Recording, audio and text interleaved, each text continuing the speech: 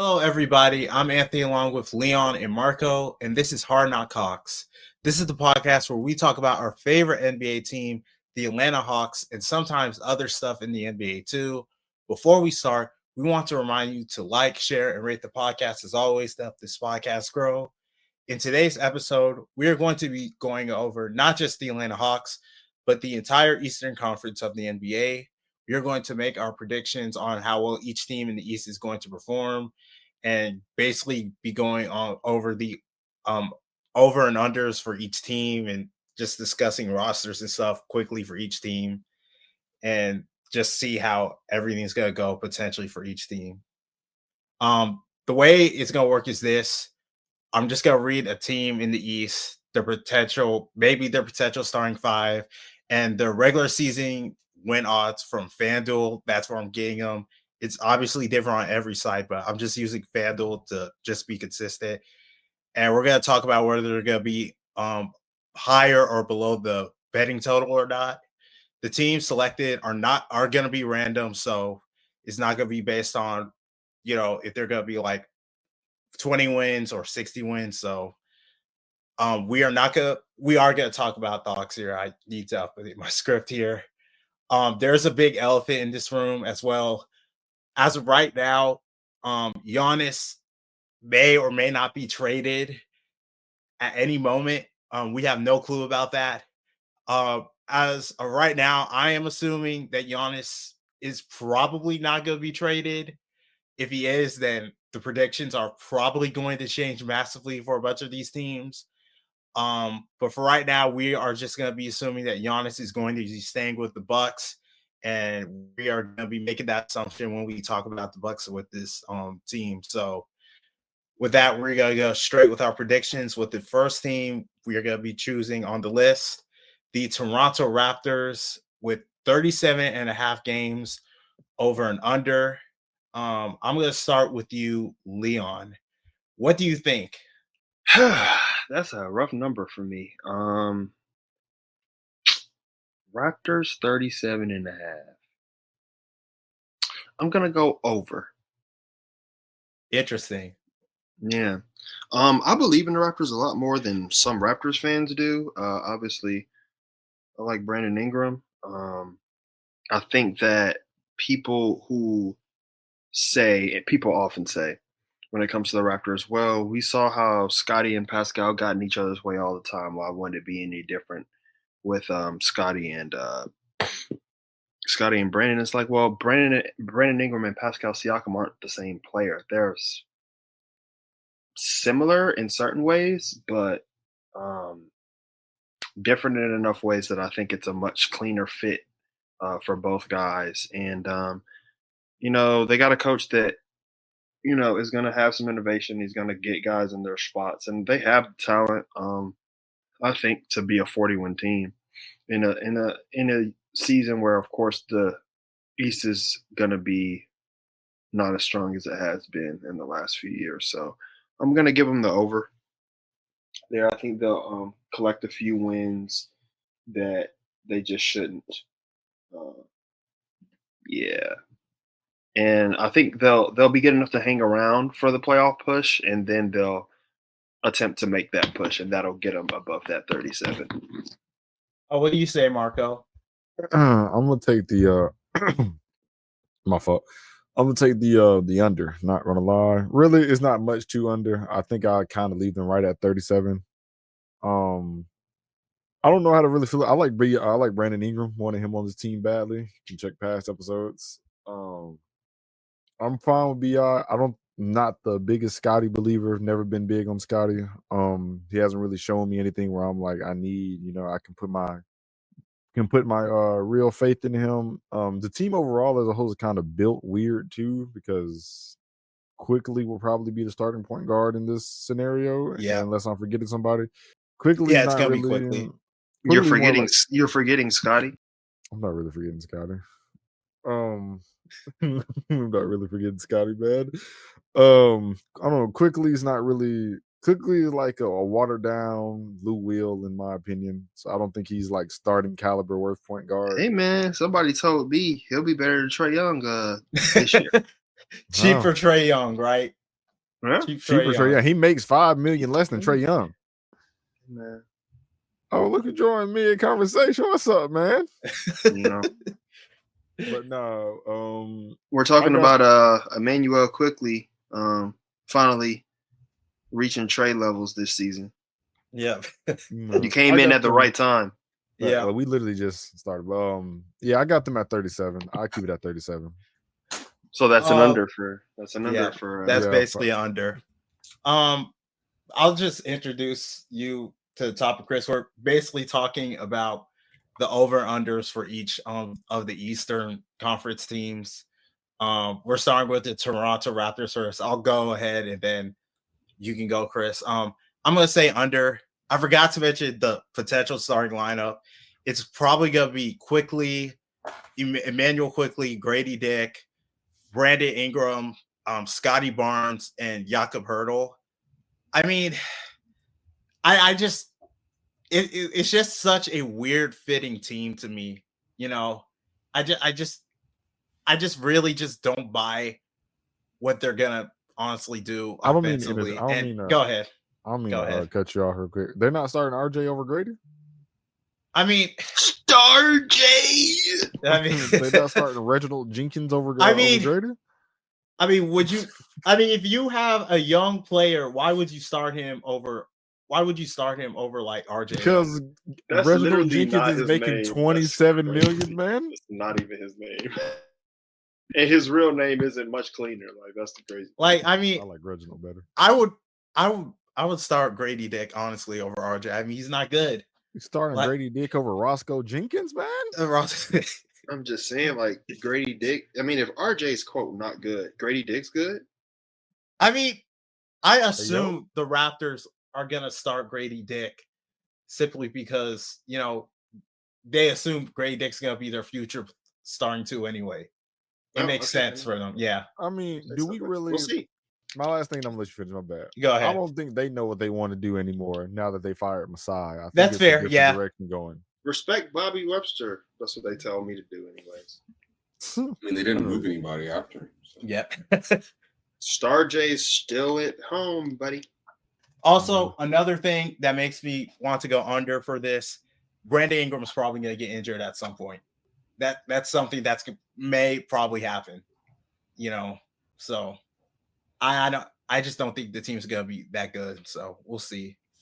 You can go ahead, Chris. It's 37.5 wins for the Toronto Raptors. Over under.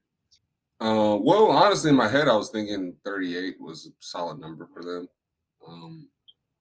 It's not a team that's devoid of talent. In the NBA, I think anybody can catch a light on any given night. I think as far as trap teams go, they're not a young team, right? They're not. They're very experienced. Those guys have been around. I would expect RJ to start. He's an established NBA player, man. If you bench RJ with that contract, that's a lot of money coming off the bench. The value might not be there, though. I mean, maybe they could try to Dre him and just let him have the ball with the bench unit and try to boost some value there. I'm not sure. He does seem kind of like one of those players that ends up a Laker. Just random wing that plays a little defense, I guess. But yeah, I mean, 38, I think is a solid number. So I would say over, not like much, but it's just the East is kind of flat this year in the middle. So I could see them kind of sniffing around 500. I don't think they have the consistent offense night to night to have a winning record, but I don't think they're going to bottom out. So yeah, I can see 38. I'll go over. Okay, interesting. 2 overs, 2 unders. Nice. We're gonna go to our next team. Let's make sure we're marking all this down. Oh yeah, got you. I forgot. Yeah, because you know how you like to circle back. All right. Let me do this. While I'm doing that, let's go to the next team, the Milwaukee Bucks. 42.5 wins. Potential starting lineup: Kevin Porter Jr., Gary Trent Jr., Kyle Kuzma, Giannis Antetokounmpo, and Miles Turner. Let's start with you, Marco. So excited for Giannis and friends. 42.5. I'll say a bit over. It's Giannis, man. I can't really count it. Giannis can carry a team to like 50 wins if he really like locks in. Not saying they'll probably get to that 50 this time because it legit is Giannis and friends. I don't think Kuzma has shown anybody anything to where I need to trust him as a second option. Kevin Porter Jr. Anyways, who was the two guard in this one? Gary Trent. Gary Trent. Gary Trent. Yeah, man, get that off my screen, man. I'm only giving them the over because of Giannis. Like, again, this Giannis, man. At the end of the day, you cannot count out Giannis unless Giannis just gets hurt or something, and we just, hopefully he doesn't get hurt. But again, it's Giannis. That's like my only argument for putting them over because I'm pretty sure he doesn't want to be bottom bucket, so he will lock in if he needs to. So that's mine on that one. We'll go to you, Chris, next. What do you think? Oh, I think that's a team.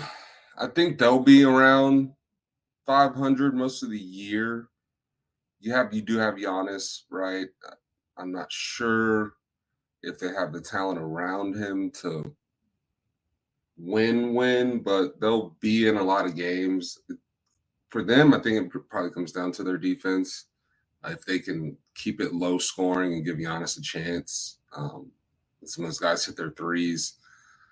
Not sure how disciplined the group will be overall. I kind of want to say under because I could see them being at 41, being right there at 500.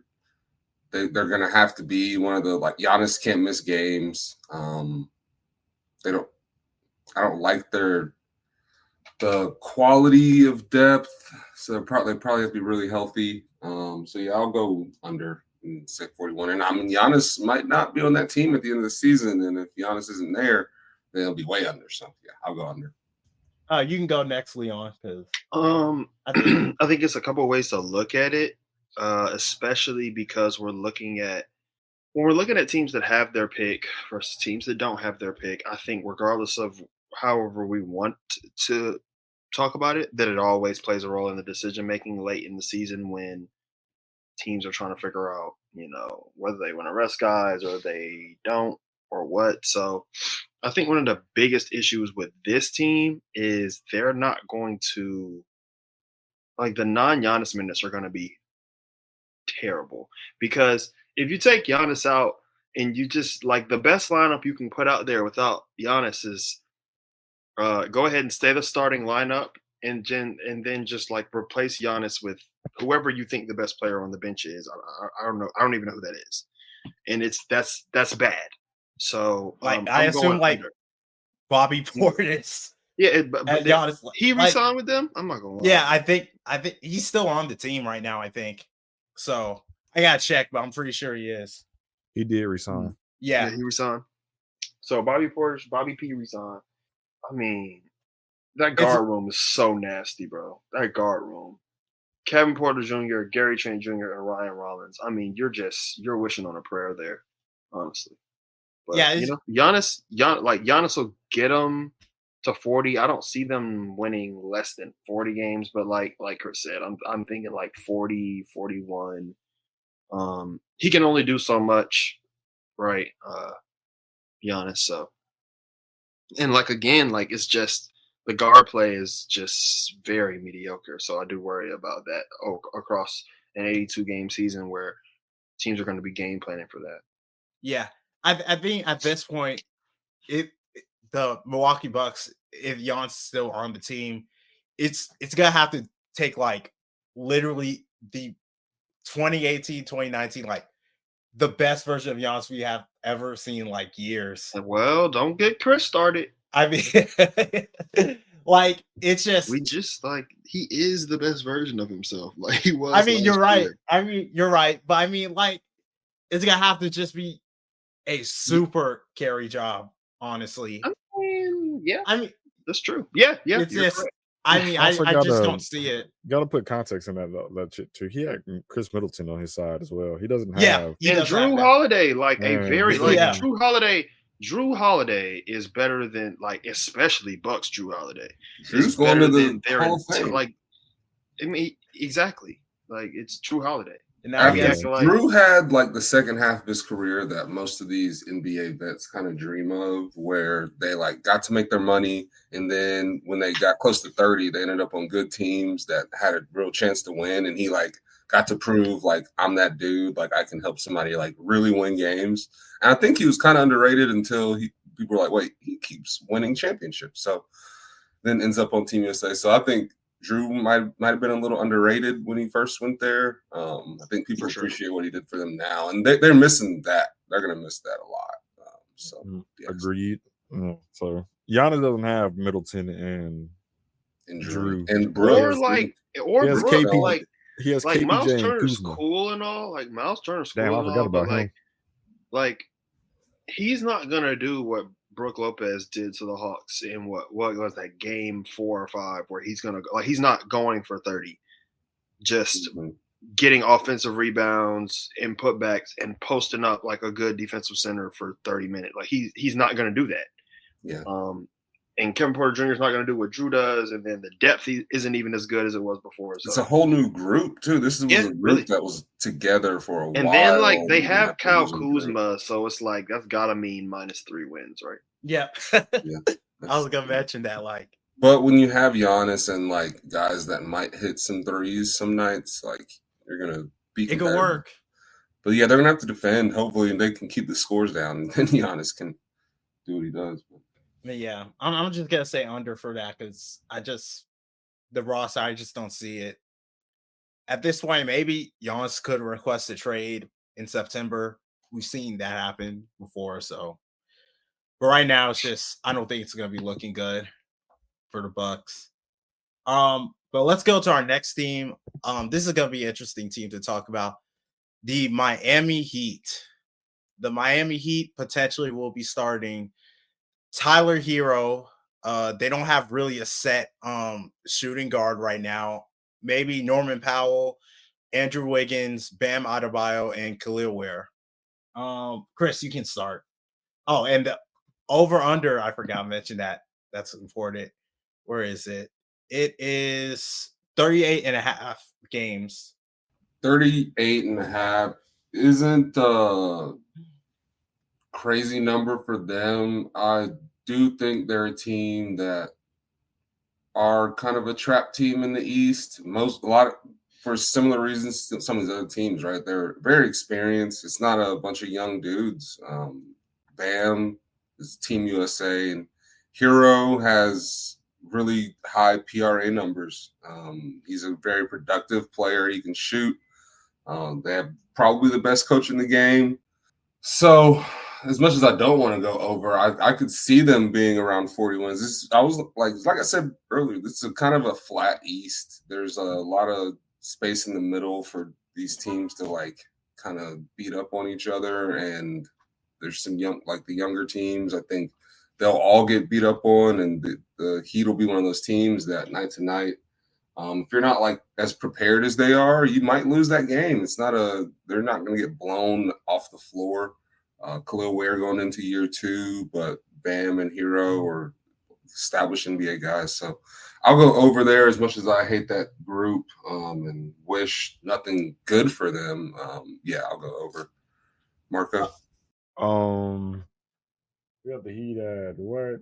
38.5. 38.5. 38.5. I don't know, man. That seems weird. You can't count out just because they're the Heat. They'll get you. Don't want to count them as a trap team, but I do think they got worse this offseason. I don't think they really made any real significant moves. I can't remember every transaction detail this year. I don't think they made any big moves to put them over the hump. I think they got Norman Powell back. They got Norman Powell. I mean, I'm gonna say under. I don't know. Just because I don't know, because even if you start Norman Powell, it's are you going to really start Norman Powell with Tyler Hero and whoever else is out there? And their depth is not really any better because what is Jamie Jaquez coming off the bench? It's who's their backup center? Thomas Bryant, something like that. Right now, I don't really see any real options. They'll stagger Yeah, Cal and Bam. yeah, that's probably what they're gonna do. Yeah, they got. Yeah, I forgot about Ware. My fault. My fault. Goat. My fault. They do got Ware. I mean, but you like Ware was a nice rookie. But I still can't really count on what that is. Jovic, I guess he finally gets real PT this year because they kind of have to. Yeah, they'll have a choice. I don't know. Yeah, I'm gonna take the under on that one, man. I don't know. They'll sneak some games in they probably shouldn't have won, but they definitely will be like they're playing. So I'm gonna say under. They'll still be playing at least. Leon, it's on you now. I'm gonna go over. I just kind of like their roster. Like mute that out, like I said, curse words or something. But I kind of like their roster. I mean, everybody knows I like Khalil Ware.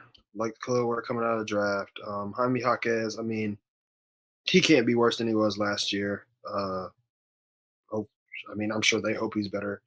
I mean, they're a little big three. They're a little big three of Bam, Wiggs, and Tyler. And then you add in Norman Powell and, the rookie. They still got Davion Mitchell, who, I'm sure is going to grow down there because they do that. Yeah, it's just I can see them getting to 40. It's really that I can't see them not getting to 40 with this roster unless they start playing Kasparis immediately and he stinks, and I don't think they're going to do that, considering all the guards they have and the fact that they traded Haywood Highsmith for nothing just to sign Drew Smith makes me think they're not really, prioritizing Kasparis this year. But I could be wrong. We'll see. I think for me, this is really difficult, honestly. I think they're probably gonna get like literally exactly 38 or 39 wins. Because I don't think the roster is like super good. At this point, I don't really know what to really think, honestly, of the Miami Heat roster. Because I don't think what they're building on right now, I don't think they're clearly gonna really just go anywhere. I mean, and obviously, like you mentioned, Chris, they have literally the best coach in the league. So I can't really deny that at all still. And they're going to be a good defensive team, even though they have like Tyler Hero and Norman Powell, because you have Spo coaching and you have players like Andrew Wiggins and Mitchell on their team. So I'm just gonna say a little bit over, because even though I don't think the roster isn't that great, I think the coaching from like Spo is still just gonna be able to just like elevate it enough to where that they're probably just gonna overperform their games, and they're probably just gonna grind it out like they usually do to be able to just win some games that they're not gonna be able to win, honestly. But it's weird because like I look at it and it's just like I don't know if they're gonna win many games, honestly, this year. Would you guys like be surprised about that or no? If they didn't win 38 games, if they won like 30 games, or I mean, I'd be. Context is everything. It depends on how they win. Like, are they prioritizing that's the young fair, guys? Yeah, injuries. Do they drop? I don't know if they do the prioritize the young guys thing in Miami. Like, I mean, Pat is they don't. Very kind of old expected school. Jaime Jaquez. Yeah, they just build on. Yeah, but I mean, if they're good, then they'll play them, right? But I don't know if they prioritize them. I mean, we'll see. In like a developing way, you know what I'm saying? Like, they're not going to play them if they're like losing. They will. Well, I'm saying they will go with like some undrafted free agent vet. Yeah, but like I was saying, like they've kind of stonewalled themselves into this Kel Bam stagger. Yeah, no, they're one of those teams that like sell themselves on whoever they have for sure. Like Nikola Jovic, they've been telling themselves like he's going to be like a good player for them every year, right? Yeah, even though he isn't. But then they will kind of BS his playtime if he's not ready. But honestly, my thing is Spo. They're just going to be so good defensively. I think he's only had one defense outside the top 10 in his Heat career.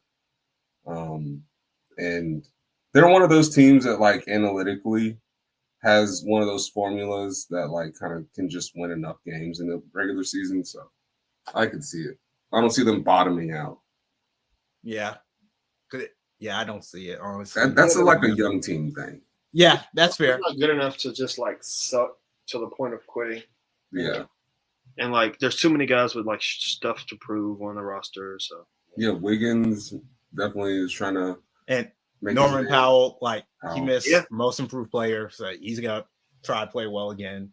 So Norm, like you already said about Jovic, Hero is the chip on his own back.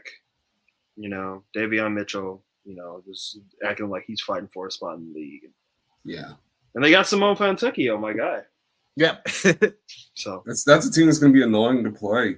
Yeah, it's going to be frustrating, and you know they're going to play hard every night because if they're always annoying to play. If they don't play hard, they get to sit next to Spo for the rest of the game, as it should be. All right, let's move on to our next team, the Indiana Pacers. 37.5 games over under. The potential starters could be Andrew Nembhard, Benedict Mathurin, Aaron Nesmith, Pascal Siakam, and Isaiah Jackson or James Huff. It's a bit in, flat in, I forgot the word I was going to say. Motion or whatever it is. I forgot. But I want to start first because I'm going to say the over because I think it's obvious that even though Tyrese Halliburton, got injured, they still have the best backup point guard in the entire league with TJ McConnell. Respect Kobe Buffett. Not this, but they got TJ McConnell. Rick Carlisle is a great coach. I would not be surprised if, they managed to adjust the team to be probably more defensive oriented instead of, playing as fast as they were during the past few years they've been with Tyrese Halliburton. I'm interested to see how players like Obi Toppin adapt because he relied on like Tyrese Halliburton a lot. And you saw like after he was out in the game 7 during the finals, like he wasn't able to really do much of anything. So I'm interested to see how he adapts to it. But I would not be surprised if the Pacers do overperform simply because they do have a lot of talent on their team. They have Siakam. Nesmith's good. Like I said, TJ McConnell is really good. He can perform the offense well. There's a lot of talent. So I think this could be mentioned as an easy overperformer. I'm going to say over for the Pacers. Leon, you can go next. What was the number again? 37.5. Isn't that have been like everybody's numbers been like 37, 38? Yeah. That's weird. I don't know why. Yeah, I mean that's what happens when you randomize. It's a flat East. Yeah. Yeah, it happens. Yeah, I'm actually going to go over 2. I believe in Pascal Siakam. He'll be able to get his game off. Andrew Nembhard's a strong guard, so I probably won't play as fast. They probably, like you said, they probably will play a little bit slower. But when TJ McConnell's on for it. Yeah. It kind of goes to the coaching thing. I think it's not one of those things where it's kind of obvious that the gimmick is the player, not the coach, when the gimmick is really more so the coach in this situation, because Rick Carlisle is a championship coach, well respected and all that. Plus, they drafted somebody. Who did they draft it all like? I gotta tie it back in. Cam Jones. Yes, Cam Jones. He probably won't play, but they drafted Cam Jones, which means they know what they're doing. So I'm going to go over off the strength of that alone. Nice. What do you say, Mark? Ooh, Furphy season. Oh, it's time. Take the under again. It's the reason why McConnell is the best backup and not starter. Just because you need a guy that can just come in there and run havoc for about a good 10 minutes and go right back to the bench. And he plays that role very well. If you're expecting McConnell to really play heavy starter minutes, I don't expect much from it. I'm sorry. They do have some decent people in Nembhard and some other guys like Siakam. We'll just also see if losing Miles Turner helps them or hurts them. I think that question is still in the air because Miles Turner as a player has been questioned for like the last 2-3 seasons. So we'll see how much his impact affects them going. But also, Indiana has no reason to really try to win this year either because they own their pick this year. And again, with the league getting expensive with the contracts and CBA, blah, blah, blah, you want to try to just get good players. 26 is a good draft, so they kind of have more incentive to just lose out, kind of, not fully bottom out. You still want to try, get Siakam his games, but rest and whatever. And just some guys that just need to really work on solo shit like Obi Toppin, like you said, give guys like that more burn just so they can figure out what they are, et cetera, et cetera. Yeah, let Johnny Furphy play or Furphy and the other guy that we just said, my mind is blank for some reason. Cam let Jones. them get some real minutes, just let them do what they want to do. Again, they own their pick, so I'm taking the under because again, they have no reason to really try to win this year without their star guard. Hater love Tyrese all you want. He was like third in points created for his team, so that's still a big factor of what they do. So yeah, I'll stick with my under. Go ahead, Chris. Yeah, I'm going under on this one too. The number that came to my head is like 35 wins, and it's funny because I think Rick is almost as good as Spo as a coach, but I just don't know that he has the talent this year. To Miles Turner's credit, he's like a pretty solid shooter as a big, and there weren't many shots on the floor that he couldn't take, like when they needed an emergency shot. I think Tyrese has some real limitations to his game, but what he does for them is he's so much of the passing really limits the other's weakness. They can really use him to kind of get the ball to the other side of the floor. And I think without him, you're gonna need some guys to scale up in ways I don't know if they're capable. I like Pascal a lot as a basketball player, but I just don't know how this group is going to play together without Tyrese. I think he was really big for kind of letting everybody just do their thing. But now that they're going to need someone to like bring that together, I don't know if that's going to take away from Pascal. I'm not sure if I really like the defensive tools because that was a group that was trying to just outpace people literally. And I don't know if you can go from like trying to outscore the whole league for like 2 years to like now grinded out basketball. I don't know if they have like the size for that. So yeah, it's going to be interesting to see what the Pacers come up with. I do really like Rick, but I just don't really like the tools that he's got to use. So I'm going to go under. I'm thinking around 35. Okay. I mean, I will say that I would say that Pacers are more connected to their credit than I think you give them credit for. But I like you mentioned though, I think with Halliburton gone, I'm interested, like I mentioned, to see how certain players adapt. Because I said Obi Toppin, he wasn't as good as he could have been without him. So it's just gonna be a really interesting year to see what is gonna how certain players are just gonna be able to like get those easy buckets, or if they're gonna just struggle entirely without him. Well, the matchups are just gonna be so different. Yeah, that's true. And it depends on who they're using in a Tyrese role. I mean, I could see Rick changing it up depending on what the group really looks like. I'm just not sure. Their formula is going to be really. If Mathurin is no longer like their punch off the bench, does McConnell start or can Nembhard scale up? I don't know. I don't know who can be their Tyrese to play the way that they played. You need a guy that's really good at limiting turnovers, getting the ball out really quickly. He doesn't like have that downhill scoring gravity that like Trey does, but the way he moves the ball for them is really important. So I'm not sure. I mean, and he's a 6'5" point guard, like to what people like talk about. Like that's a different approach, and that requires length.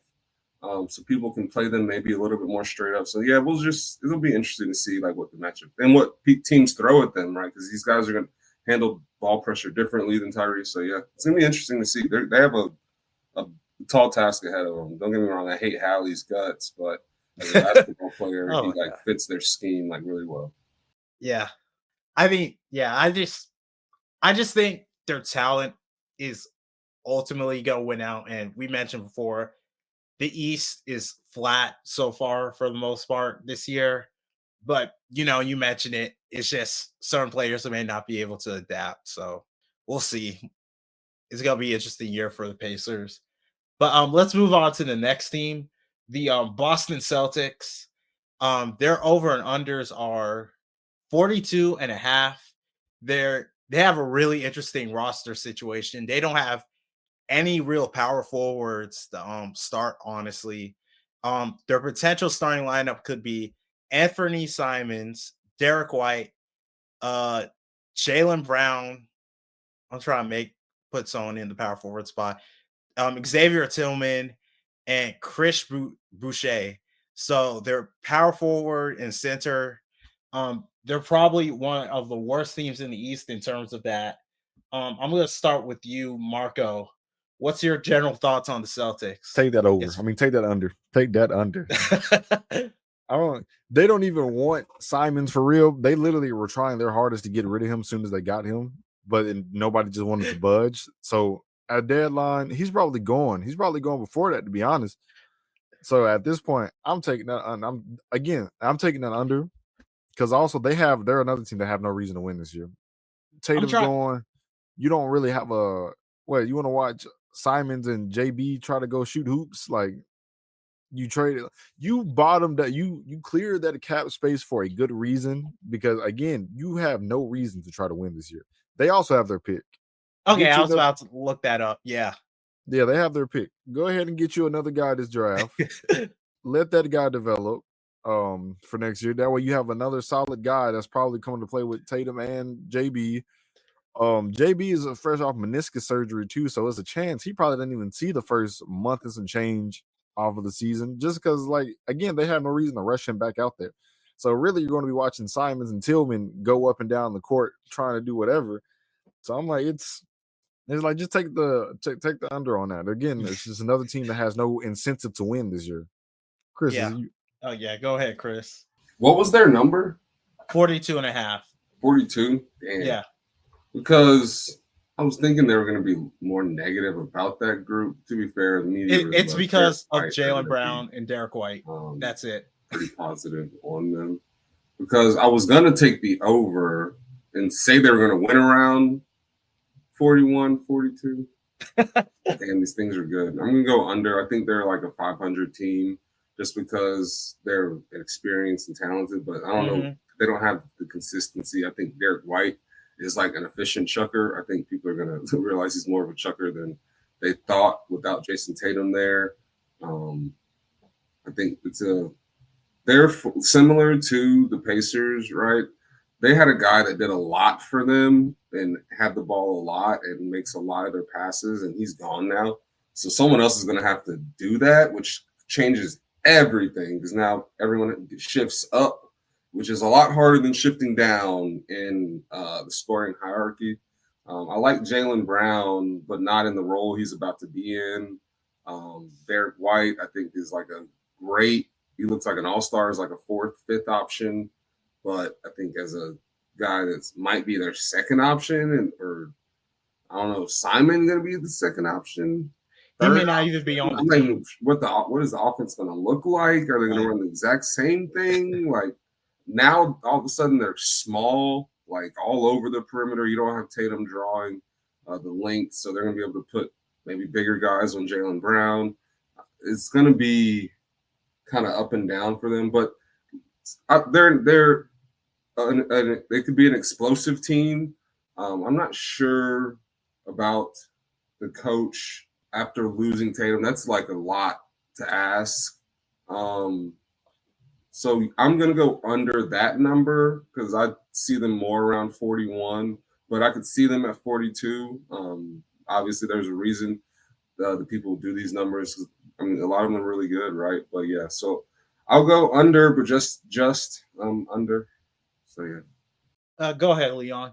Leon would also be taking the under, mainly because I just don't think that they're going to be pushing later in the season to get into the play-in or something like that. I think that a lot of the players that are on the roster, the players that are going to drive winning, like Jaylen Brown, like Derek White, when it's the middle of the season and they're only like 5, 6, 7 games over 500. Like I think a few of them may mentally mail it in, and also I think they're going to continue to try to get off guys like Simons. And when you get off Simons, and it's like, okay, are we starting Peyton Pritchard now? What are you getting back for him? And then it starts to get really ugly on your bench unit, as uglier than it already is. So it's gonna look like the 80 Celtics, but they're not going to win like the 80 Celtics. Yeah, and plus, Adam Silver already had his talk with Brad Stevens, and Oh my God, no! They'll be up there, buddy. We're not doing this. No, they'll be up there. Hammer it. That's a team that's going to barely miss the playoffs and then get into the number 1 pick. Hey, but what can I say? As a Hawks fan, what can I say? They're gonna go from 14 to number 1. Tatum's like, I'm done playing the 4. Get me Boozer, and they're gonna. Yeah, man. I'm gonna say under as well. Their front court depth is just absolutely terrible. Like I said, Boucher could start. I mean, I actually think they're probably gonna start Cato because, he's been on the team. Yeah, it's not good. I don't know what they're gonna do at this point right now. I mean, are they gonna start Jaylen Brown at the 4? Maybe. I mean, it's not good. They're just gonna be playing small the whole time, and it, like everyone else said, it seems like it just seems like the perfect season to tank for them. So Luka Garza, it's just gonna be easy under, honestly, and they may have a really good pick in 2026, but we'll see. They're definitely gonna have a really good pick. That's a team that really could bottom out because they might sell. Yeah, Leon, your point, like they really could get off some guys. Yeah, for sure. All right, we're gonna go to our next team, the Washington Wizards. Now let me go down to my list.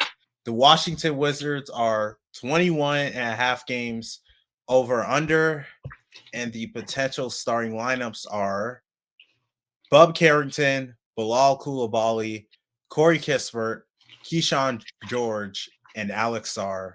I'm going to start with you, Chris. What do you think? 21.5 games over under. I think they will be under. I think they're going to get beat up on by like most of the league. I think all these guys are trying to make a name for themselves, and it's going to be some weird ball. Unless there's just like some super alpha in the locker room and they can create goals from zero. I don't really know what this Wizards team is going to look like offensively. I don't hate the pieces they're like kind of bringing in for their build, but there's still nothing. There's still no primary scorer or playmaker, and it's just kind of random defenders and wings. So I'm going to go under. I think the veteran teams in the East, because there are a lot of veteran teams now, like even the younger teams from a couple years ago are now young vets. So I think they'll be beating up on the Wizards. I'm going to go under. They could be around 15 wins. It could be gross. All right. I'm going to go next, actually. I agree with you, Chris. I think right now it just seems like Washington doesn't have a plan. They're just gathering all this young talent, and they're just not really composing a roster. A lot of the young talent they also got, I think, so far just hasn't really, I think, gelled way together the way I think they thought it could have been so far. And I would not be surprised if they end up being one of, or if not the worst team in the league again soon. So I think it's just going to be easy under for me as well, even though 21.5 games is like horrifically low. So I'm just going to say under. What do you say, Leon? Yeah, I'm going over. I like the roster. They're going to score some points. And they're going to probably be one of the worst teams in the league. And on paper, the roster is just not going to – a lot of teams just aren't going to get up for them. A lot of teams are going to rest guys against them. And That's fair. They'll get hot and they'll win a couple more games than they should. That's fair. Also, they probably won't – I just is that the lowest one? It is not the lowest one in the East. Oh, the Nets, of course. Yeah, it's the Nets. So, that's the only team they're really racing to the top/bottom, if you need, right? In the East, yep. Right. Let me think. Who else is going to be losing? Oh, Charlotte. Utah Jazz. Yeah. Hornets. Yeah, Hornets. They're in the 20s. But it's just how many games did they win last year? 18. I guess I could see them being worse, but I think they have enough competent adults on the roster to win a few more games than they should, and I think that'll get them to 22. Obviously, they don't have a star. If anything's an issue, they just won't be able to rebound, which is a possibility, and I could just be wrong off the strength of that alone. But yeah, that front court is poo. I mean, feel however you want to feel about Sarr, but Bagley and Vukic, that's not good. He can only play 50 games on top of that.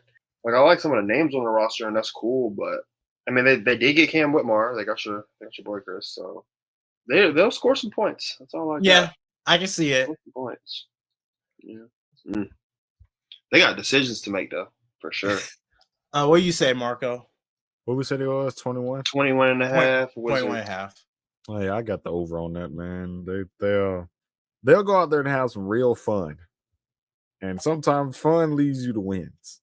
I mean, they got some talent. They got actual talent on that roster. They're still in the process of searching for a number one. I don't think they have that truly yet. Maybe we'll see that this year. I know some fans. I'm cool with a lot of Wizards fans. A lot of them think Sarr can be that number one, but right now I don't see it, which is not a problem. Sarr could be easily number two, which is fine. You need multiple options in today's NBA. So I think they'll easily get over that. Like I said, they have a good talent. I like most of the players they have. They finally have found a direction they wanted to go. They have solid vets on the team too. Chris Middleton is still there. Kind of hope and CJ kind of hope Middleton asks for a buyout. But they still have two solid vets who can just go out there and hoop with nothing on their head, nothing over their shoulders. It's legit. They can do whatever. I easily got them over 21. I'll even extend it. They'll get at least 30. Oh, I don't know about that. No, yeah. We still talking about the Wizards? Yeah. At some point, we have to draw the line. Move on, and I wasn't paying attention. They're not getting 30. They're not getting 30. At some point. Chris Middleton and CJ can probably get them to 30. No. Are they going to be on the roster though? I feel like they're going to be sold. I don't even know. I forgot we're not talking. Look, I forgot about the possibility that they could get. Hold on, yeah. I don't know that they're 25 to win games. They could strip that down. 25, I can see 25. Also, but Cam Whitmore could get them 30. Man, I know. No, we're not. If we don't think Middleton and CJ are getting them 30, what makes you think Whitmore is getting them 30? Somebody finally giving Cam the ball, bro. It's going down. We're not. All right. What's the next team? Yeah. What's the okay? We're the Philadelphia 76ers. 42 and a half games over and under. The potential starting lineup. This is why I'm just gonna have to make up on my own because all the websites are weird. Tyrese Maxey, Jared McCain, VJ Edcombe, Paul George, and Joel Embiid. 42 and a half games over under. That's not who's starting. Listen, I know it's all the sites for some Jared reason. McCain is going to the bench. Okay, so probably Tyrese Maxey and Kelly Oubre are starting. Yeah, that's okay. That makes sense. Tyrese Maxey, Kelly Oubre, VJ.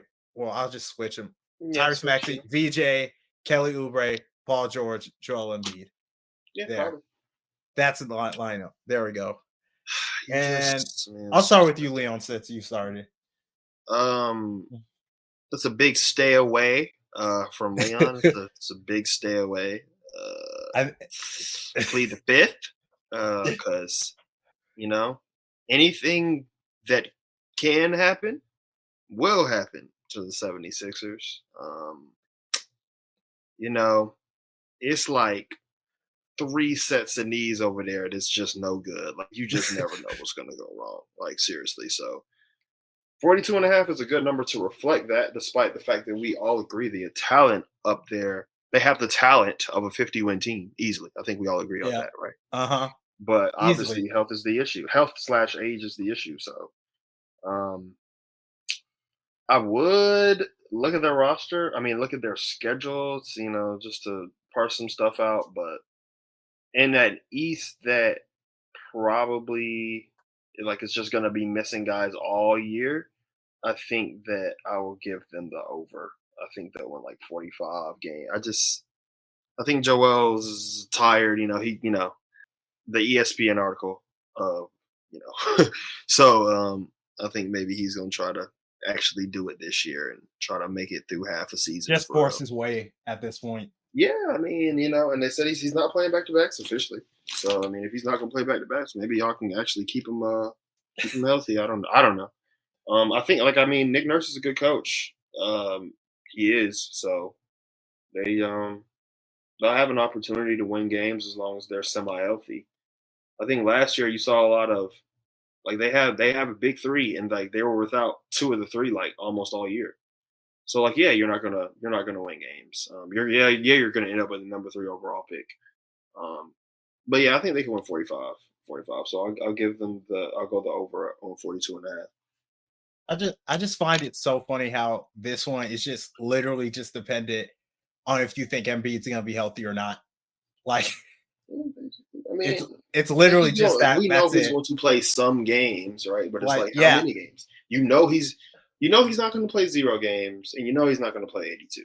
So if you think he's going to play 40 or more games, it's easy. It's easy over. I mean, but then the issue with that is I don't know how many games Paul George is going to play. I don't know how many games half of these other players on the team are going to play. They got a number 3 overall pick who might be good immediately, but it might take a minute. Right. I really think it's just mainly Embiid and Paul George. That's just the main 2. I mean, look, Tyrese Maxey has missed some games at this point. We need to start that. Yeah. I don't know, man. It's just this team's a mess. Oh my God. What do you think, Marco? And then we'll go to Chris. And then me. I agree with everything Leon said. They're a very what if team. What if Joel, Paul George, Maxey play? Then that's an easily 50-win team. But we know that's not going to happen. As much as I want to believe it, Batum said Embiid's knee is not even in the right place. If I'm Embiid, I might just try to sit out and try to actually recover, man. But as an athlete and a hooper, you got that thing, you got that thought in the back of your mind saying, I'm healthy this year, I can make it. Then, something happens. I'm not going to even give a projection just because I don't know where to project them. It's the unction, man. It's just weird for them. And like you said, you got 3 knees over there that just aren't good. And I'm not even going to waste my time with a projection. No, man. I can't, man. We don't know what's going on with that team. What do you say, Marco? I mean, Leon. I keep saying the wrong name. Chris. Keep saying the wrong name. I'm gonna go under on the Sixers. The only what if is what if you could turn off injuries. If you can turn off injuries, then maybe they have a chance.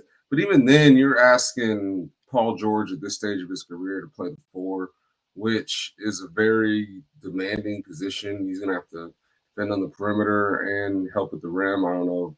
That'd be a tall task. Man, they got Dominic Barlow in the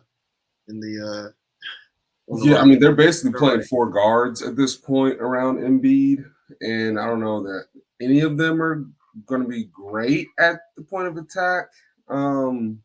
Maybe they all catch fire and can play together offensively. I don't know. It's very interesting team. But no, I don't think Embiid's playing much at all, man. I mean, I think we're like really close to a Shams breaking news that like he's going to need his leg amputated at this point. They're doing experimental procedures and breaking his hip, chugging on the floor. I don't think that he's disciplined enough to even rehab properly and be in the type of shape he needs to be in to be healthy for 82 games. Like, that's just not who he is. He was going to need just great injury luck, and they're starting to pile up, man. I think his career is nearly over. Paul George is going to be tasked to do Jalen Johnson's job. I don't know that he is like capable of that physically. I think he will end up getting hurt, having to play the 4, maybe the 5 some.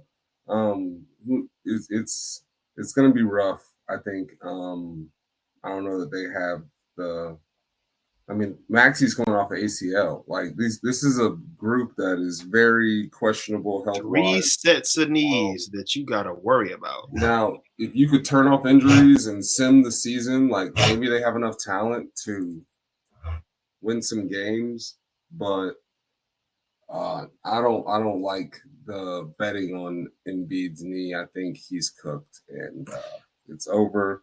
I think they'll probably end up with one of the top picks because they're going to restock one of their big markets, and Embiid might end up like a backup for like the Clippers or something in the next couple of years, just because they tend to be the place where old men go to rest. Yeah, I'm gonna say under as well. I just at this point, they're injured too much. They've been consistently injured, literally every year. They're top players. And I mean, it's disappointing for Nick Nurse who has to deal with this every year, but I don't know what you can say at this point. I mean, you just can't rely on them to be healthy. And even though they're a really talented team, it's just, I don't know if they're going to be able to play like they can, honestly. So it's just, I think it's an easy under. And like you said, Chris, I don't know. The future of Embiid is going to be interesting because, I mean, if he gets injured again this season, I mean, you probably would have to just call it quits afterwards. Because, I mean, I don't know, because is he even going to be able to play again if he has another knee injury or something? I mean, rehab is really hard, man. You have to be really disciplined. There are NBA players that are like 35, 36 that like can't bend their knee now because they didn't do what they needed to do. Like those guys that come back and get hurt again, like he hasn't been doing it before. I don't know that he's going to do it now. Like Pat Bev, when he went there, was like on his podcast talking about how he had to like force Embiid to do extra conditioning and stuff. Like basketball teams, if you get your shots up, they seem to be like okay with you. So I don't know that they're like anyone's ever really pushed him to do what he needed to do. And now he's got to do more than ever. He's got to eat. Like this is the like, you know, like those older football players who were like, oh, I went vegan and had to lose like a whole bunch of weight and like to extend my career. That's what Embiid should have been doing for years now. And he has not. Once his body started failing him, he needed to really dedicate himself, and he never did. That's why LeBron is healthy. He's always dedicated himself really hard to working out and eating right. And Embiid has basically done the opposite. He crushes cheeseburgers before games and stuff. No, this is not going well. Yeah, it's just I mean it's disappointing because I mean as much as I don't like Embiid like playing against us, I mean he's just so talented, and it's disappointing when a player goes out like this. So I mean I just hate it when players like Embiid just go out like this, honestly.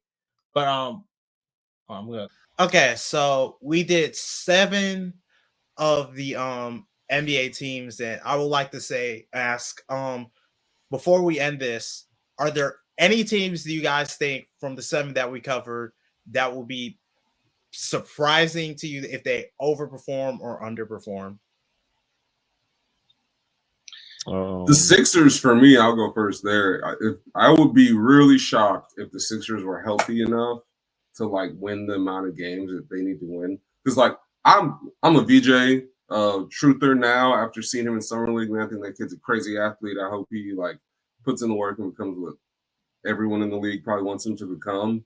If Embiid's healthy and Paul George is jumping around, blocking shots, and running the floor. Like, that could be a really good team, but I just don't see that happening. So, yeah, the Sixers as like a 50-win team would shock me. Who wants to go next? I'll go to you, Marco. The one that surprised me, I would say Sixers as well, just because I didn't give a projection on them. Just because you don't never know with that team. So the surprise would be they're all healthy and they actually make it to postseason. Go ahead, Leon.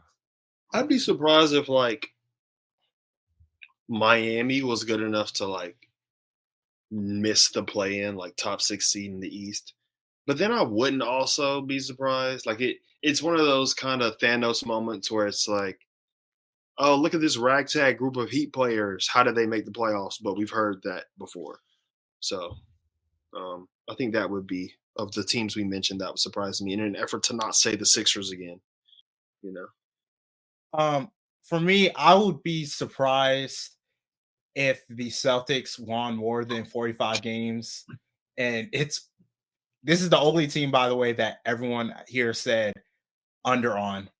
By the way, it's probably if that did happen, it's because Derek White and Jaylen Brown just had literally the best season of their lifetimes. And Anthony Simons too. Yeah, they had the best season of their lifetimes, but I could maybe see it happening, but I think that would be the biggest surprise if the Boston Celtics, they get like 45 wins or more. I think that would be the biggest surprise for me.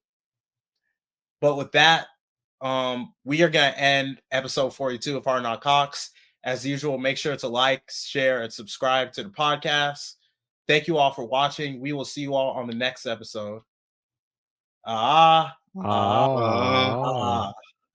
on.